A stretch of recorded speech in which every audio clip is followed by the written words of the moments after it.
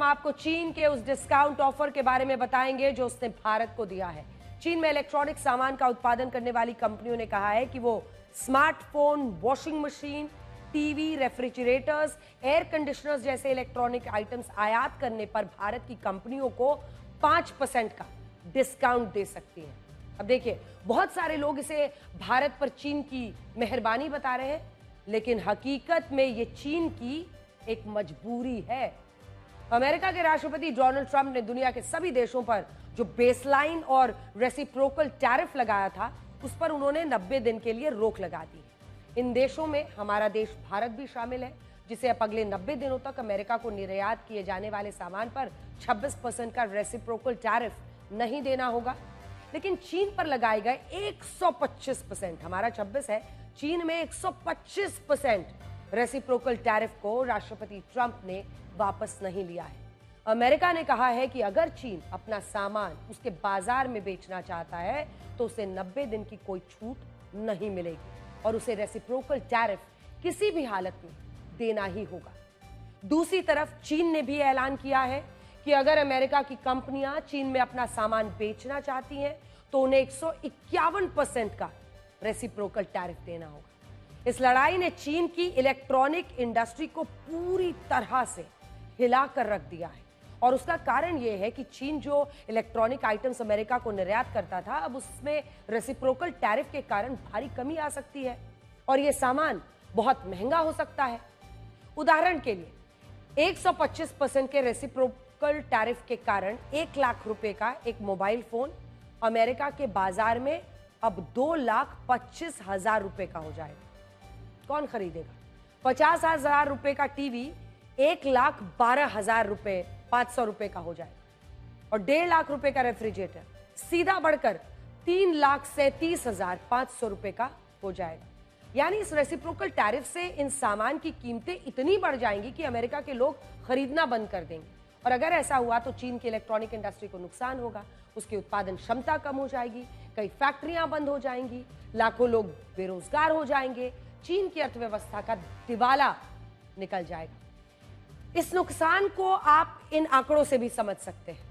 पिछले साल चीन ने अमेरिका को 38,25,000 करोड़ रुपए का सामान निर्यात किया था, जिनमें सबसे ज्यादा 28.5 यानी लगभग 28.5% हिस्सेदारी इलेक्ट्रॉनिक आइटम्स की ही थी।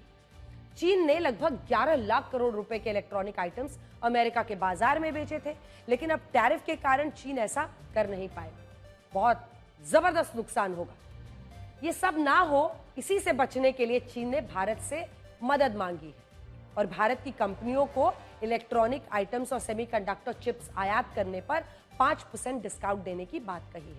चीन इस ऑफर में अपने लिए 2 फायदे देख रहा है। पहला, वो ये सोच रहा है कि अगर अमेरिका की जगह उसने भारत को अपना सामान निर्यात कर दिया तो दुनिया के इलेक्ट्रॉनिक सेक्टर में उसकी हिस्सेदारी कम नहीं होगी और ये 35% के आसपास ही रहेगी। उसकी कंपनियों को भी अपनी फैक्ट्रियां बंद नहीं करनी पड़ेगी, रोजगार भी चलता रहेगा। दूसरा, इससे यह फायदा भी हो सकता है कि भारत की कंपनियां चीन से डिस्काउंट पर यह सामान खरीदकर अमेरिका को निर्यात करेंगी और क्योंकि भारत पर अभी 90 दिनों के लिए टैरिफ लागू नहीं है, इसीलिए चीन का सामान भारत के रास्ते अमेरिका के बाजार में बिकता रहेगा। इससे आप ये भी समझ सकते हैं कि चीन असल में कितना चालाक है और कितने शातिराना अंदाज में वो अपनी आर्थिक फैसलों को लेता है। अब बड़ा सवाल यह है कि भारत को चीन का ये ऑफर स्वीकार करना चाहिए या इस ऑफर को रिजेक्ट कर देना चाहिए। पिछले कुछ वर्षों में भारत ने चीन पर अपनी निर्भरता को कम करने के लिए कई कोशिशें की हैं और इसीलिए अगर भारत की कंपनियां चीन के इस ऑफर को स्वीकार कर लेती हैं तो इससे भारत की आत्मनिर्भरता की जो मुहिम है, जो कोशिशें हैं, उसको झटका लग सकता है। आज भी भारत सबसे ज्यादा 14% आयात चीन से ही करता है और अगर हमने इस ऑफर को ले लिया तो यह आयात और भी बढ़ जाएगा। दूसरा, चीन भरोसा करने के लायक देश नहीं है। आज भारत के प्रति चीन के रुख में इतना बदलाव इसलिए आया है क्योंकि अमेरिका के बाजार में उसकी एंट्री बहुत मुश्किल हो गई है। आज चीन चाहता है कि भारत भी उसके साथ मिलकर अमेरिका के रेसिप्रोकल टैरिफ का विरोध करे, इस लड़ाई में उसका साथ दे, लेकिन भारत ऐसा नहीं करेगा। भारत अपने हित देखेगा। अभी हमारी सरकार ने साफ साफ कहा है कि अगर भारत की कोई भी कंपनी ये सोच रही है कि वो डिस्काउंट में चीन से इलेक्ट्रॉनिक सामान खरीदकर अमेरिका में एक्सपोर्ट कर देगी तो इसे स्वीकार नहीं किया जाएगा। हमारे देश में एक कहावत है कि अब आया ऊंट पहाड़ के नीचे, और अमेरिका के रेसिप्रोकल टैरिफ के बाद यह कहावत चीन पर बिल्कुल फिट बैठती है। चीन अब भारत की मदद चाहता है, लेकिन भारत ऐसा नहीं करेगा, बल्कि भारत ने इसकी जगह अपनी उत्पादन क्षमता को बढ़ाने का फैसला किया है और सरकार इसके लिए एक विशेष पैकेज भी ला सकती है।